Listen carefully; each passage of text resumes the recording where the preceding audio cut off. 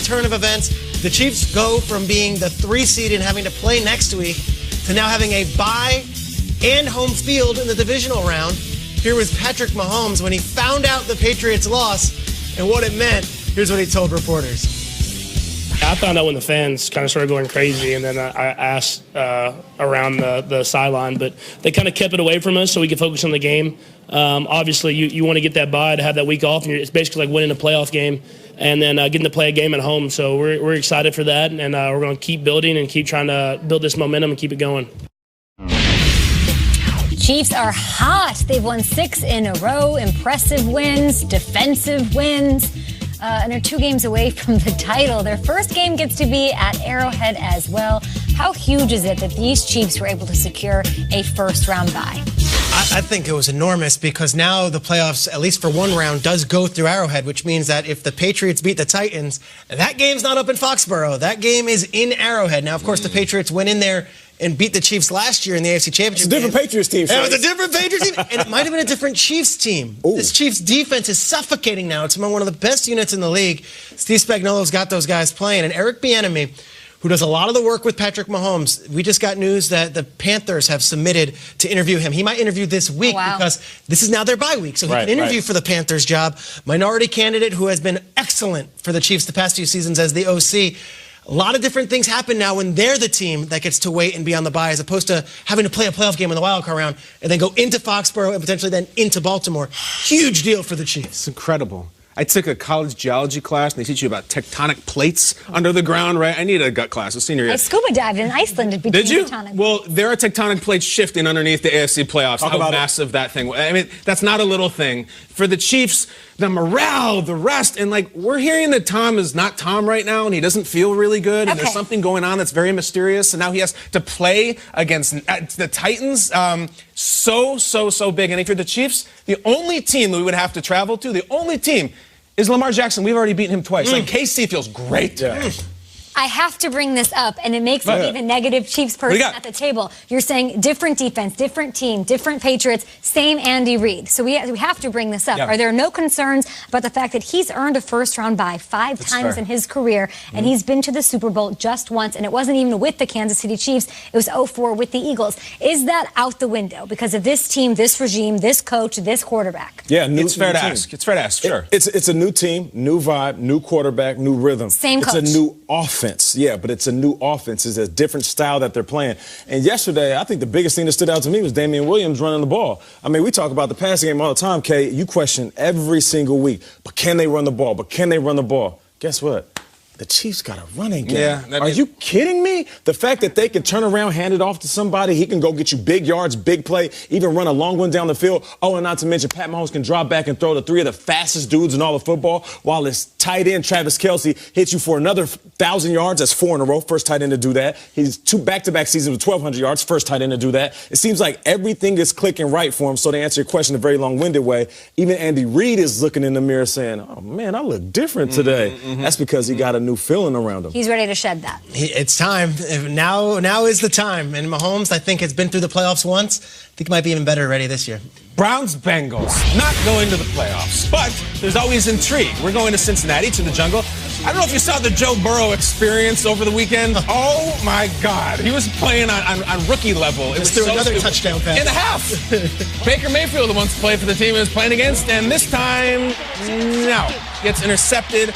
The Browns deal was really sparkle and fade, obviously culminated, unfortunately, in the termination of Freddie Kitchens.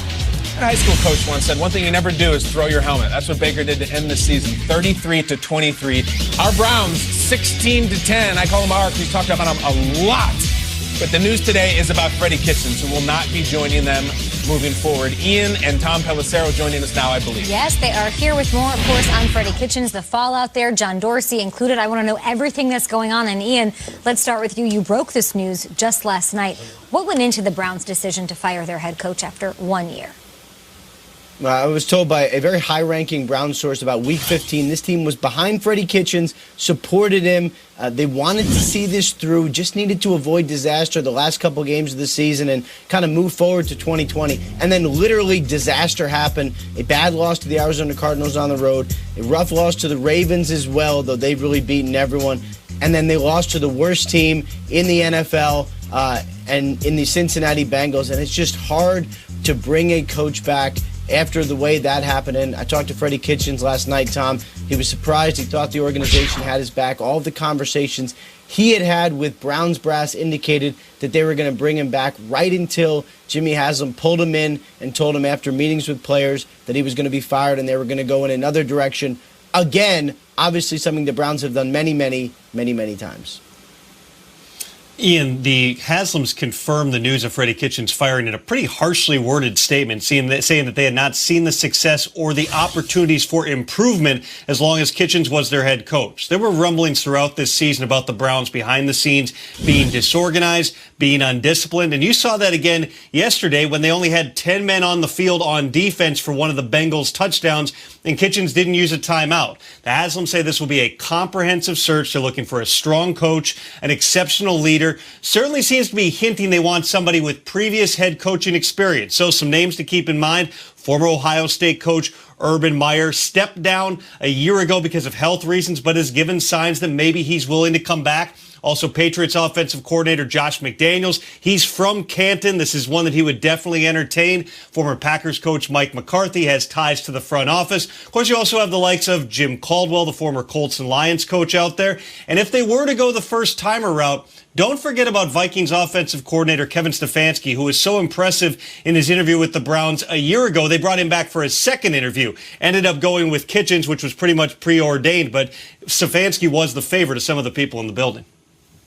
Well, Steve Stefanski gets a look there, looking for a strong leader, as you both said. Ian Rappaport, Tom Pelissero, thank you for joining us. And we'll talk to you throughout the morning here on GMFB. Schrags, back here, what do you have to add on Freddie Kitchens being out? Were you surprised? Yeah, I was a little surprised that they finished the season this way for Freddie, because I think what Ian said, week 15, you're like, all right, he's got 3 more weeks here. Let's see how we finish up. And then it went in the worst way possible. Stefanski interviewed very well for the Browns job last year and had a good season with the Vikings. I'm not sure if they're going with a first-year head coach. They're looking to bring in another first-year head coach. Stefanski, though, a hot name around the league. The Urban Meyer one is fascinating. So Tom mentioned that he stepped away from health. I've gotten a chance to get to know Urban through through Fox. He's working at Fox as a college announcer. What's going on? He's having a blast doing it. He loves it. This is a very not easy lifestyle, but it's a stress-free lifestyle. And if health is an issue, being the head coach of the Cleveland Browns is not that lifestyle. That's a major decision for Urban Meyer. Some people can't quit football, Shay. But some people can't quit football. And I know that the NFL would love to at some point have Urban Meyer on one of these teams. So that's fascinating. The Mike McCarthy one, though, worked with John Dorsey, worked with Alonzo Highsmith, worked with Elliott Wolf. All the front office guys worked with Mike McCarthy in Green Bay, which means there's a very strong tie there. Former coach has a Super Bowl ring. My question is, maybe she just brought back Greg Williams, who was their coach last year when they won all those games, and they decided to let him go, and they hired Freddie instead. 3 head coaches in the best